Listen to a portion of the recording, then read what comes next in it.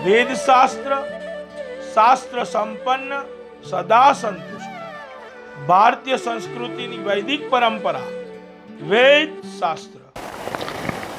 नमस्ते, जय जिनेन्द्र। मित्रों, ऋषि मुनि कल्प के माध्यम से हम आपको बहुत अच्छे प्रयोग बता रहे हैं। लोग देख करके बहुत खुश भी होते हैं, बहुत लोग इंक्वायरी भी करते हैं कि दिनेश भाई आपका ये नॉलेज है, हमें बहुत अच्छा लगता है। तो उसके लिए आप सब लोगों का मैं दिल से आभार मानता हूँ। और आपको कोई भी ऐसा प्रश्न हो तो कमेंट बॉक्स में लिख देना, हम उसका ज़रूर आपको जवाब देंगे। अब दूसरा विभाग शुरू होता है, लग्न जीवन, मैरिज लाइफ, जिसको हम खास ध्यान देते हैं कि यदि वो लाइफ अच्छी है तो सब कुछ अच्छा है, वो लाइफ बरोबर नहीं है तो कुछ भी बरोबर नहीं है। Life is a wife, wife is a life. ऐसे बहुत सारे लोग होते हैं कि जिसका जीवन उसकी वाइफ के ऊपर आधारित होता है और वो पूरा दिन फिर डिस्टर्ब रहता है वाइफ अच्छी नहीं मिलने से। अब यहाँ पर 3-4 प्रयोग आपको बताऊंगा जिससे आपके घर में खुशहाली आएगी, एकदम शांति आएगी। ऐसा कहा गया है कि जब हम हमारे घर में हमारी लड़की की शादी करते हैं और शादी के टाइम उसका विदाई का कार्यक्रम होता है, वो बहुत सेंसिटिव होता है, बहुत इमोशनल होता है, बहुत लागणीशील होता है। और ऐसे टाइम में यदि एक छोटा सा प्रयोग आप वो लड़की के साथ कर लो तो उसकी ज़िंदगी खुशहाली से भर जाएगी। शास्त्र में ऐसा लिखा हुआ है, एक छोटे से कलश में गंगा जल लेने का, उसमें थोड़ी सी हळदर रखने की, मतलब हल्दी रखने की, और एक पित्तल का छोटा सा सिक्का ले लेने का, पुराना सिक्का पित्तल का होना चाहिए। और वो कलश जिसमें गंगा जल है, हळदर भी है और पित्तल का सिक्का भी है, वो कन्या के सिर के ऊपर ऐसे घुमा देने का और घुमा के उसके आगे वो पानी फेंक देने का। जैसे उसके आगे आप पानी फेंक देंगे तो उसका जो मार्ग है जीवन का एकदम निर्मल हो जाएगा। उसके दाम्पत्य जीवन में कभी भी कोई भी प्रॉब्लम नहीं होगा।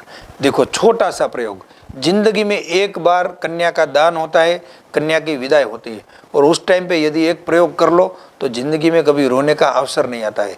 तो मित्रों, ये बहुत अच्छा प्रयोग अभी आपको बताया है। आपके आजू बाजू वाले के वहाँ यदि शादी होने वाली है तो ज़रूर आप ये प्रयोग बता देना। दूसरा एक प्रयोग ऐसा है कि घर के अंदर पति पत्नी के बीच कभी कभी बहुत तनाव रहता है, बहुत झगड़ा रहता है, बिना कारण क्लेश रहता है। तो ऐसे समय में घर में बहुत अशांति हो जाती है। तो उसको दूर करने का कोई रास्ता है तो हमें बताओ। ऐसा एक हमारे मित्र ने हमको पूछा था, तो हमने शास्त्र को पढ़ा, उसके बाद उसमें से एक छोटा सा प्रयोग हमारे वहाँ हमको मिला।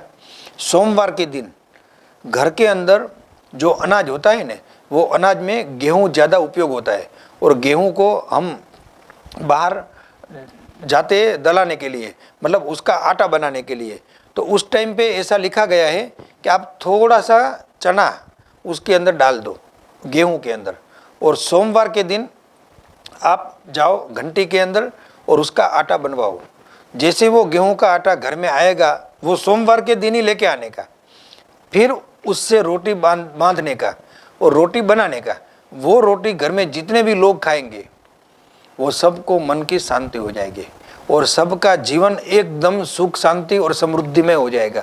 देखो, शॉर्ट में आपको बता देता हूँ, गेहूं को सोमवार के दिन घंटी में ले जाने का और उसमें थोड़ा सा चना डाल देने का, और सोमवार के दिन ही वो गेहूं घर में लाने का, मतलब गेहूं का आटा, और उसी से वो रोटी बनाने का, और वो रोटी घर के हर मेंबर खाएंगे।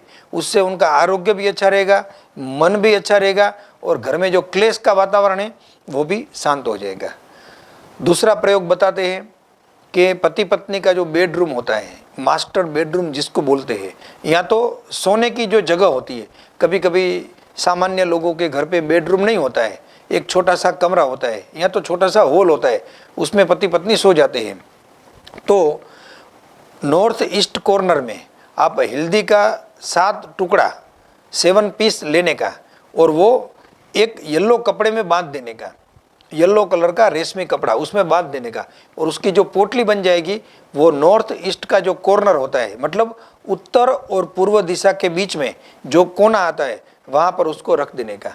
तो पति पत्नी के झगड़े शांत हो जाएंगे, उससे एक दूसरे को समझेंगे, एक दूसरे को सहन भी करेंगे, और एक दूसरे को क्षमा भी करेंगे। और ऐसा करने से घर में पति पत्नी के झगड़े भी एकदम शांत हो जाते हैं। दूसरा ऐसा लिखा हुआ है कि लड़की जब ससुराल जाती है तो आपको कुछ नहीं करना है, खाली 7 पीस हल्दर का लेने का, हल्दर के जो पीस होते हैं ना हल्दी के, लेने का और लेकर के उसके ससुराल की ओर उसको फेंक देने का। जैसे आप उसको 7 टुकड़े को फेंक देंगे तो 7 प्रकार के भय से आपकी लड़की जो होगी वो एकदम मुक्त हो जाएगी और उसके जीवन में एकदम खुशहाली रहेगी। तो मित्रों, ये छोटे छोटे प्रयोग आपके जीवन को खुशहाल बना सकते हैं, सुख शांति और समृद्धि को दे सकते हैं। तो जरूर आपके जीवन के अंदर इस प्रयोगों का अनुकरण कीजिए और एहसास भी कीजिए, अनुभव भी कीजिए। और यदि इस प्रयोगों से आपको रियल में कुछ सुख शांति और समृद्धि मिलती है, सफलता मिलती है, तो जरूर आपके मित्रों को ये बात शेयर कीजिए। परमात्मा की आज्ञा के विरुद्ध और ऋषि मुनियों की आज्ञा के विरुद्ध कुछ बोले हो तो मिच्छामि दुक्कडम।